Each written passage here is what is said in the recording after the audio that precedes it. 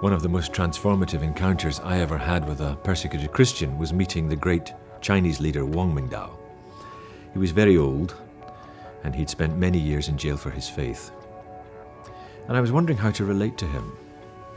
I said, I'm not going to suffer like you. I'm going back to our country, and they'll never put me in jail. So he thought about this, and then he began to ask me lots of questions. He said, when you go back to your country, how many articles do you have to write in the first month? How many people do you have to see?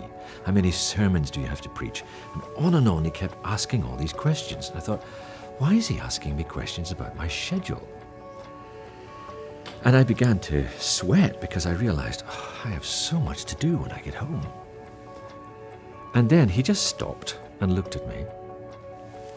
And a revelation came, as it were, between us. And I thought, I need to build myself a cell. And I said it out loud to him, and he said, that's it. It will be harder for you. I was pushed into a cell. But you will need to build yourself one. And he said, think about what a cell is. It's a situation where it's just you and God and nothing else. That's it. He said, that's what happened to me. I was put into a jail cell in my 60s. I was at the peak of my powers. I wanted to write books. I couldn't. They wouldn't give me pen and paper.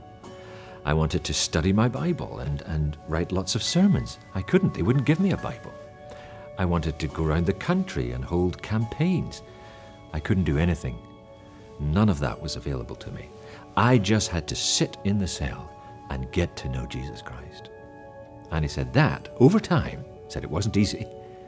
Over time, that became the sweetest aspect of my life. All my life I had served Jesus Christ, but I had been working for him. I'd not been really enjoying him as a person. The cell forced me to, because there was nothing else.